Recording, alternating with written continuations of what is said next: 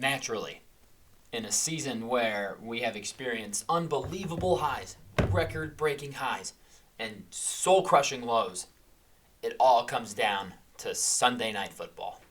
Before we get into today's video, guys, I just want to give a special shout out to today's sponsors, starting with Gold Fine and Bowles, lawyers for the injured.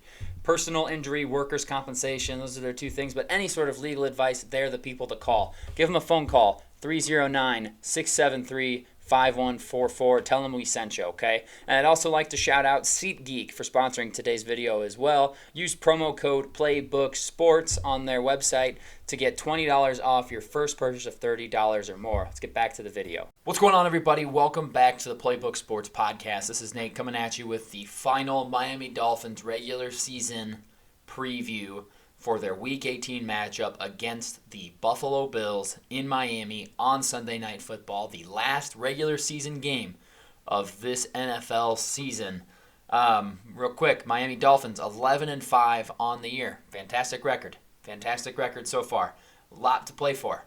Coming off of an absolute brutalizing at the hands of the Baltimore Ravens in Baltimore. That was a game where we didn't just lose the game. We lost arguably our best defender this season, Bradley Chubb, who was having probably the best season of his whole career, to a torn ACL when the game was already over. Devastating. Losing Xavier Howard on the first drive to an ankle injury that already has him ruled out for this week's game. Also devastating. But with all this happening, guys, we're sitting here 11-5, first place in the division, playing for the division Sunday night. Buffalo Bills 10-6, riding a very weird 4-game winning streak. This is the Buffalo Bills roller coaster, guys. This is how they do it. They were sitting at 6-6, pretty much dead in the water, and then they have rattled off 4 straight wins, and the Dolphins went 2-2. I mean, everyone, you can call it a collapse if you want to, but Dolphins went they went 3-2 in their last 5, and the Bills have just happened to go 4-1 or something along those lines to make it a 1-game division lead. Either way, it all comes down to Sunday night. The Bills looked like world beaters, looked like Super Bowl champion level team against the Dallas Cowboys, and then they have to escape Bailey Zappi, and they have to escape Easton Stick in games that they had no business keeping close, and they get lucky enough to win them both. And will this be the end of that roller coaster ride, where Buffalo rides this high, where they do this, and then they do this, and then they do this, and they scooch around the bottom? You know, they were 6-6, and now they're 10-6. Is this the drop? We'll find out. Injury report. It is ugly. I'm going to flash it up here on the screen for you guys. I'm just going to start with Buffalo Bills because they have nobody. Mitch Morse was added to the injury report Friday with an illness. He's already been scrubbed. They don't have a single player who's on the injury list for no injury designation. There's not even a questionable out there. They are full go. Obviously, we have players on IR. Both teams do. I'm not going to talk about them, but they're 53-man right now as it stands, fully ready to go. Miami, a couple of key injuries. Javon Holland was off of it, and he has been added to it. Now is listed as questionable. Both of his knees, he's got bilaterally sprained ligaments in his knees. That's pretty brutal. You could tell he wasn't himself last week. Definitely playing injured. I'd rather just have 2 healthy safeties out there, to be totally frank with you. If he's hurt, I mean, it's all hands on deck, right? So obviously I want Javon Holland out there.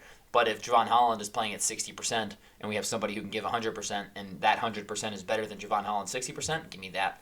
And then I think the biggest question mark, though, is Jalen Waddle coming off of that high ankle sprain he suffered a couple of weeks ago. Need him out there, man. The Dolphins' offense is significantly better with him than without him. Yes, Tyreek Hill is the dominant focal point of this offense. Waddle's not a number 2 wide receiver. He's a number 1 wide receiver in the NFL, and we need him out there. Absolutely need him to stretch the Bills' defense, make them focus on 2. If you have Tyreek Hill on one side and Jalen Waddle on the other, you can't put 3 defenders on Tyreek Hill because Jalen Waddle will cook you too. So if we don't have Jalen Waddle, that's a huge loss. Would love to see him out there. Let's get into the X factors for this football game, guys. We're going to cook through this. I mean, this is Week 18. This is it. This is the big one. This is where your stars have to come out and play. And I'm going to start with Miami's offense. This guy playing hurt. He hurt himself a couple weeks ago. Went in the game, everybody got hurt against Tennessee. Dropping touchdown passes. One against Dallas where it would have been a 92-yard touchdown and made everyone's numbers look better. Dropped it. Great throw from Tua, dropped it. Last week, another one. A gimme touchdown in a game that had all the makings of a shootout. And Tyreek Hill drops the ball. Tyreek, we need you, brother. We have not seen the true cheetah for a couple of weeks now. That has to change. It's time to come out and play, pal. Time to go hunting. We need him to be the best receiver in the NFL, which I think he is. We need him to go off. He's going to get the looks, especially if Waddle doesn't play. He's going to get all the targets he could ever want. Time to do something with him. Time to go out and beat the Bills, buddy. Bills offense, X Factor. This is silly. I don't even need to talk about this. It's Josh Allen, guys. It's the man who has absolutely owned us since he came into the league. There's a reason they are 10-1 in their last 11 games against us, and it is not because of their defense. It's not because of their Stephon Diggs. It's because of Josh Allen. He could be having the worst season of his entire life, high school, college, pro, and he would still play us twice a year and put up a total of like 800 yards and 6 touchdowns. He owns us. He is the X factor for their offense. There are some quarterbacks you would like to say they drive this offense. Some quarterbacks are the engine of this offense. He's the whole fucking car. He's everything for them. He's the X factor on offense, defense, and special teams, is what it is. Miami Dolphins defense. If Josh Allen hates Miami as much as I think he does, this man hates Buffalo just as much. Christian Wilkins disappeared last week against Baltimore. Didn't see him at all in the interior. He got absolutely bullied. Normally, he follows up a bad game with a good game. I need to see a good game, man. We do not have edge rushers. We do not have our 2 top guys. You have to push the pocket from the interior. If you collapse the pocket from the middle, then we can wrap around the edge. And if you collapse the pocket from the inside, and if our edge rushers hold their rush lanes, Josh Allen will not be able to do what he does best, which is create broken plays where he can scramble around and flick it downfield for a wide open touchdown. Christian Wilkins, you have to come out and earn your paycheck. This is your last regular season game before you're scheduled to make a bag this offseason. Go earn that shit, man. Earn it. In Buffalo, I'm going with Christian Wilkins' contemporary. I'm going with Ed Oliver. They're middle of their defensive line. Their big defensive tackle. Nasty Ed Oliver. He's going up against several backups on the interior. It looks like Robert Hunt will be good to go. He's still going up against the backup center in Liam Eichenberg and a backup left guard in Lester Cotton. That's scary. He can absolutely wreck our game plan. Much in the way as you need to create pressure on Josh Allen up the middle, creating pressure against Tua up the middle is an important way and a big way to stop our offense. We cannot let him wreck our game plan like he can. Let's get into the 5 keys to a Miami Dolphins victory on Sunday Night Football in the last game of the season. Number 1, scheme up pressure. Fangio does not like to blitz. We know this. However, Fangio also, a staple of his defenses is having great edge rushers. In Denver, he had Bradley Chubb. In Chicago, when he was Chicago's defensive coordinator, he had Khalil Mack. This year, he's had Bradley Chubb again. He's had Jalen Phillips. Neither of them are there. Andrew Van Ginkel and Emmanuel Ogbah, those are your 2 guys. And maybe a mixture, get Melvin Ingram in there for some reps too. They are not superstar pass rushers, Vic. You've got to scheme up pressure. You've got to blitz them in ways you haven't done all season. It's time to pull out every single trick that you have in your bag to get home. You cannot let Josh Allen sit back there all day like you let Lamar Jackson do. Lamar Jackson could have had a fucking picnic in that pocket all game long. He just stood there. Oh, there's an open receiver and hit him. At some point, you have to do something. Go get him. Do not let him sit back there and pick on your poor defensive backs. Pressure is the best way to help your back end of your defense. You've got to get people home. Send pressure. Send Baker if he plays. Send David Long if he plays. We need something more creative than just rushing your front 4 and hoping one of them wins, because we don't have those guys on the edge anymore. We're missing 1 and 2. We need something else. Scheme up some pressure. Go get Josh. Number 2, very simple. No turnovers from the Miami Dolphins offense. Playing a clean game against Buffalo is absolutely imperative to victory. In a game where our defense is going to have to play an elite game to slow them down at all, you do not want to give their offense any more shots at our defense. Help them out. They're going to be gassed from this game. If they go down and score and you go out and you turn it over right away and you put them in a bad spot, I don't even want to think about it. Do not turn over the football. Be smart with the ball, please and thank you. Number 3, protect Tua. I will say this season, after watching it for 17 weeks, I am happy that Tua has adopted the Tom Brady method of handling pressure, and it is go to the ground. How do you think Tom Brady played forever? He wasn't taking these shots. He wasn't scrambling around in the pocket trying to make off-scripted plays. He just felt the pressure, and when it got too much, and if something wasn't there, he just tucked and went down. It's smart. I love that that's what Tua did. That's how he's gotten through this season. He bulked up, and when he is about to go down, he just does it himself. He's like, nope, you're not going to crunch me. I'm going to go down. I appreciate that. That being said, that limits you as an offense, right? You do not make the out-of-pocket scramble plays anymore because you're protecting yourself, and I appreciate that, and I want him to do that. But you need offensive linemen then. You need to keep him up. Your O-line has to do their job because if the pocket is broken at all, Tua's going to get sacked because he's not evading rushers, because he's not taking the big hits. Again, I can't stress enough. Love that he's doing it, but it just makes that pressure on your offensive line that much increased. So we need to protect Tua, keep him upright in this game, give him a chance to go through his progressions, and gash the Buffalo defense's back end.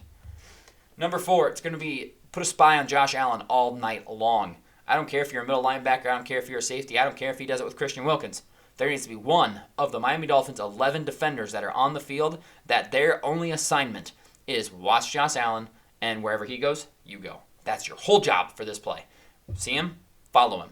Don't let him turn a broken play into a 35-yard run by Josh Allen because our defenders are in man coverage deep down the field, playing great coverage, and he sees nothing, and he takes off down the sideline himself, and no one sees him going. We need to have eyes on him at all times. Your front 4 won't catch him. He's too fast. I need a middle linebacker like David Long or Jerome Baker, somebody with a little bit of size to be a spy on him all game. This is a perfect Javon Holland role. He played it this way the first time Miami played them last year where he made some big plays as the spy. This is where someone like Deshaun Elliott or even Brandon Jones would be great in this role. Good size at safety, able to bring him down fast enough to keep up with him. That's what we need to do. We need somebody to watch him all game long, every play. There needs to be one pair of eyes. That whole job is to follow him and to go get him. And number 5, guys, this is simple. It's been this way for 17, now 18 weeks. It's run the damn ball, all right? Don't go away from it. Run the ball at them. Your defense is going to need breathers. They're going to try to take away Tyreek Hill. You've got Raheem Mostert, who has 21 touchdowns this year. You have Devon Achane, one of the most explosive players in the entire NFL. Jeff Wilson has looked good in the limited carries. You have a stable of running backs that are healthy and ready to go. Run the ball. You've got maulers. Let them maul. Use the buffet boys. Let the buffet boys eat, Mike. You are the run game coordinator in San Francisco. It's time to show what you've got. All right? All this eye candy, all this dressing. It's time to be the tough team. It's time to nut up or shut up and push the ball right down their freaking throats. Run the damn ball. Final verdict for this Sunday night football game brought to you by the law offices of Goldfine and Bulls. Shout out Goldfine and Bulls for sponsoring all of our videos. We love them. Can't talk about them enough. Need any sort of legal advice in the central Illinois, whole Illinois area.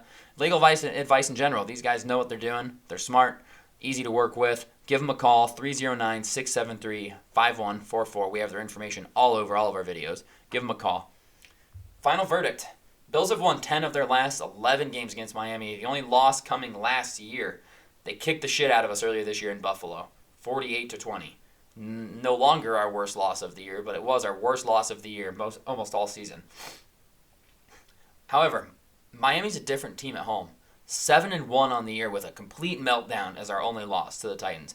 We've only played one winning team at home. It was Dallas, and we won in a good game, but we won that game at home. We 1-0 against teams with over 500 at home. That's just a fact. That is simply a fact. Do with it what you will. This is for all the marbles. You can say what you want about Miami struggling in big games, but what big games has Buffalo won in their recent history? History in general, none of them. They have every single season of their franchise in the NFL has ended with a loss. Every single season. None of them have they won the final game of the year, unless it was a game that the last game of the season, the championship game. They've never won. They're not exactly big game performers either. So it's time to step up. Last year, we had a game, Week 18, win and get into the playoffs, and we pulled it off. It's time to go, boys. I'm telling you right now, the script is in, and I've got it. This is Saturday night. Pittsburgh already won. Jacksonville's going to win tomorrow.